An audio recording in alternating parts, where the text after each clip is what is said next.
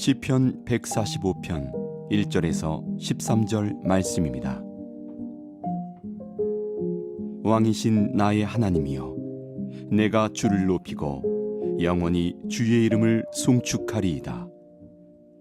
내가 날마다 주를 송축하며 영원히 주의 이름을 송축하리이다. 여호와는 위대하시니 크게 찬양할 것이라. 그의 위대하심을 측량하지 못하리로다. 대대로 주께서 행하시는 일을 크게 찬양하며 주의 능한 일을 선포하리로다. 주의 존귀하고 영광스러운 위엄과 주의 기이한 일들을 나는 작은 소리로 읊조리리이다. 사람들은 주의 두려운 일의 권능을 말할 것이요, 나도 주의 위대하심을 선포하리이다. 그들이 주의 크신 은혜를 기념하여 말하며 주의 의의를 노래하리이다. 여호와는 은혜로우시며 긍휼이 많으시며 노하기를 더디하시며 인자하심이 크시도다. 여호와께서는 모든 것을 선대하시며 그 지으신 모든 것에 긍휼을 베푸시는도다. 여호와여, 주께서 지으신 모든 것들이 주께 감사하며 주의 성도들이 주를 송축하리이다. 그들이 주의 나라의 영광을 말하며 주의 업적을 일러서 주의 업적과 주의 나라의 위엄 있는 영광을 인생들에게 알게 하리이다. 주의 나라는 영원한 나라이니 주의 통치는 대대에 이르리이다. 아멘. 하나님의 말씀입니다. 영원히 왕이신 하나님을 송축하라. 왕이신 하나님을 영원히 송축하라 라는 말씀의 제목으로 하나님의 말씀 나누겠습니다. 1절 말씀입니다.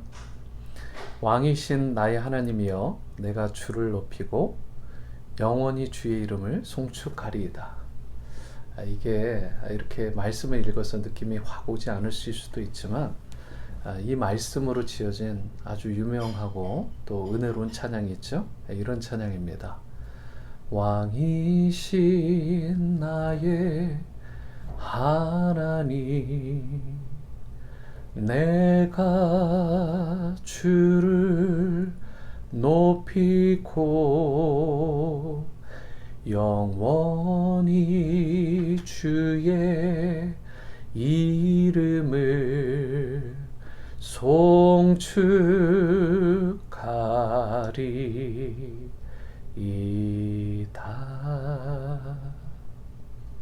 왕이신 나의 하나님.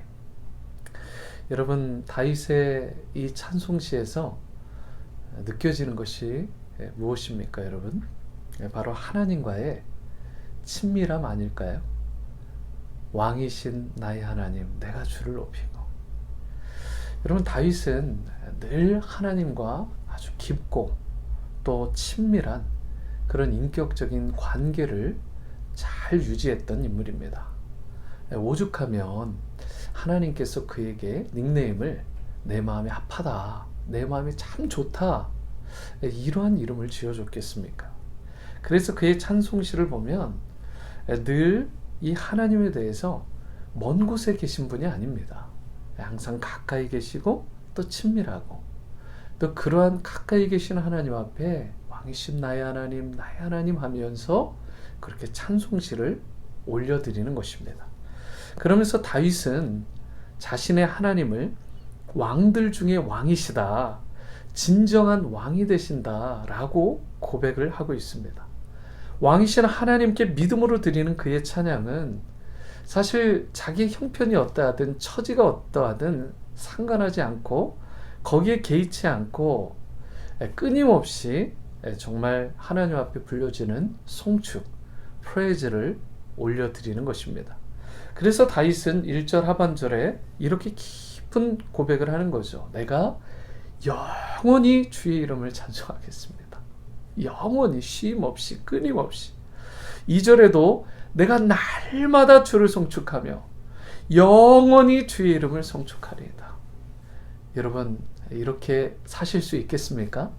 우리 입술의 고백뿐만 아니라 정말 이렇게만 산다면 영원히 주님의 이름을 송축하고 찬양하고 높이는 인생으로만 살아간다면 주님께서 어찌 여러분과 저의 인생을 굽어 살펴주시지 않고 주목하시지 않고 책임져 주시지 않으시겠습니까?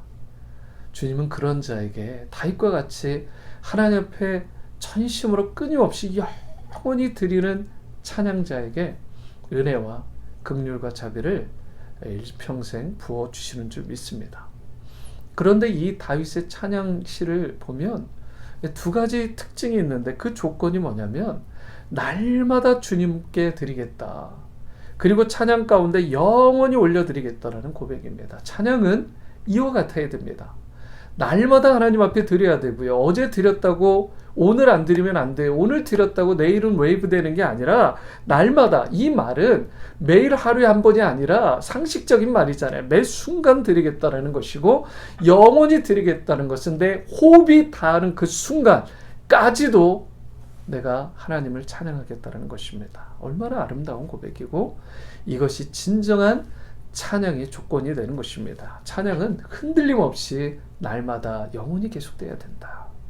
3절과 같이 위대하신 주님, 4절과 같이 모든 일에 능하신 주님, 5절 존귀하시고 영광스러운 주님, 기이한 일들을 행하시고 두려운 권능으로 행하시는 주님, 그 위대하신 주님을 어찌 찬양하지 않을 수 있겠느냐는 것입니다. 여러분, 심지어 5절 하반절에 작은 소리로 내가 읊조린다라고 하니까 이렇게 오해하는 분들이 있어요. 작게 소극적으로 숨어서 하는 듯한, 그렇게 소리를 내는 듯한 프레이즈를 말하는 것이라고 생각하실 수 있는데 그게 아닙니다. 이 말은 영어로 보면 meditate, 복 있는 사람은 이렇게 하면서 내가 주야로 묵상하겠다라는 시편 1편의 그 고백과 같이, 여러분, meditate이라는 단어는 밤이나 낮이나 어제나 오늘이나 내일이나 영원히 계속해서 읊조리는 것. 그래서 그분의 위대하심을 한마디로 매 순간 깊이 있게 묵상하면서 입으로 내가 중얼중얼 하겠다는 거예요. 찬양을 그냥 흥얼흥얼 내 입에 습관처럼, 좋은 습관처럼 붙어있게 하겠다는 것입니다. 설거지 할 때도 흥얼거리고, 여러분 기도할 때도 찬양이 흥얼거려지고, 내가 말씀을 볼 때나 어떤 업무를 볼 때나 누구 심지어 악한 사람이 내 대적이 내 앞에 놓인다 해도 내가 하나님 앞에 습관적으로 드려지는 찬양의 읊조림이 있는, 깊이 있는 메디테이션이 있는, 여러분 이것이 진정한 찬양자의 특징이라는 것입니다. 그런데 오늘 다윗이 이렇게 고백하고 이렇게 찬양하겠다라는 것, 여러분 인생의 목적은 하나님을 우리가 찬양하고 영광 돌리는 것입니다. 이처럼 인생의 목적을 분명히 아는 사람은 마땅히 하나님 앞에 송축하지 않을 수 없어요. 찬양하지 않을 수 없습니다. 기쁠 때만 찬양하는 것은 진정한 의미에서 평가해 보면 찬양이 아닙니다. 그건 누구나 할 수 있는 수준. 하지만 세상에서 온갖 고난을 당하고 지치고 쓰러져 실패한 가운데서 심지어 생명이 다할 것 같은 정말 막다른 골목에 몰리는 그 순간에도 저와 여러분들은 하나님을 찬양할 수 있어야 돼요. 그러므로 찬양의 진정한 힘은 괴롭고 외롭고 힘든 마지막 막다른 막장과 같은 인생 가운데서도 나오는 그 찬양이 진정한 찬양의 파워가 되는 것이고 진정한 의미 있는 그런 송축이 되는 것입니다. 그리하면 긍휼하시고 자비로우신 하나님께서 여러분과 저에게 은혜를 베풀어 주시는 거예요. 8절과 9절, 여호와는 은혜로우시며 긍휼이 많으시며 노하기를 더디하시며 인자하심이 크시도다. 여호와께서는 모든 것을 선대하시며 그 지으신 모든 것에 무엇을요? 긍휼을 베풀어 주신다. 우리는 하나님의 공의에 의지해서 나가면 모두가 다 실격자들입니다. 그분의 공의로우심 앞에, 그분의 거룩하신 완전하심 앞에 설 수 있는 자가 없어요. 우리는 하나님의 긍휼하심이 필요한 자들입니다. 우리 모두는 너나 할 것 없이 연약하고 실패하고 좌절하고 쓰러지는 죄인들입니다. 이 부분들을 솔직하게 아뢰고 하나님의 긍휼과 자비를 구하는 것이 바른 성도의 신앙인 것입니다. 세상 사람들은 막다른 곳에 몰리게 되면 여러분 막장 인생이 되고 나면 더 이상 소망이 없습니다. 결국은 해법이 없어요. 하지만 하나님의 백성은 다릅니다.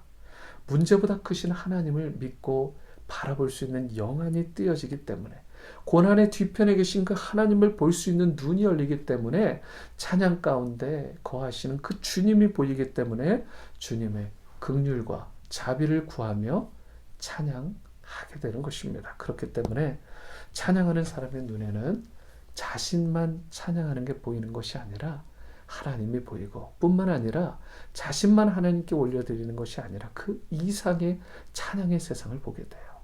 이것이 놀라운 영적인 성령의 역사들인 거죠. 10절에 여호와여 주께서 지으신 모든 것들이 주께 감사하며 주의 성도들이 주를 송축하리이다.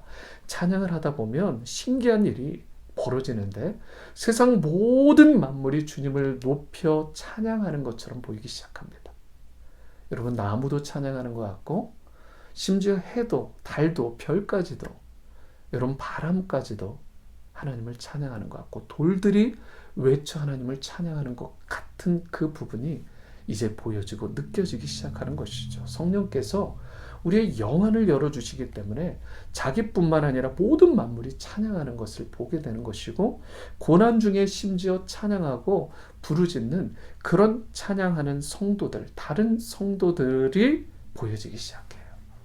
외로움 가운데 있는 성도들이 부르는 찬양, 그것이 얼마나 진실되고 깊이 있고 하나님 앞에 애달픈, 또 응답받는 찬양인지가 보여지기 시작하고, 성도의 어려움들이 보여지기 시작하고, 찬양하면 나뿐만 아니라 찬양하는 다른 성도들이 보여지기 시작하고 그들을 향한 중보가 되어지기도 하는 것입니다. 찬양은 하나님께 올려드리고 하나님께만 영광 들려지는 것으로 오해하시는 분이 있지만 아니에요.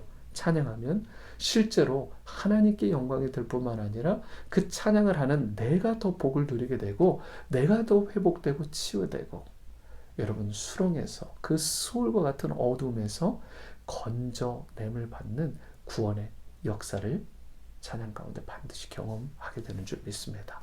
하나님이 멀리 계시는 것처럼 생각하지 마시고, 다윗처럼 왕이신 나의 하나님, 왕이신 나의 하나님, 나의 하나님, 이렇게 찬양하고 고백하시며 날마다 나와 또 우리와 함께 하시고 나의 하나님, 우리의 하나님이 되어주시는 그 위대한 왕 되신 하나님을 높여 찬양하시기 바랍니다. 그리하면 왕이신 하나님께서 여러분의 문제에 개입해 주시고 참된 위로와 소망이 되어 주실 뿐만 아니라 13절과 같이 영원하신 주님의 나라를 이미 내세에서뿐만 아니라 이미 이 땅 가운데에서 그 천국을 맛보아 아는 기쁨과 평강과 환희와 축복의 진정한 성공을 맛보는 인생으로 살아가게 하실 것입니다.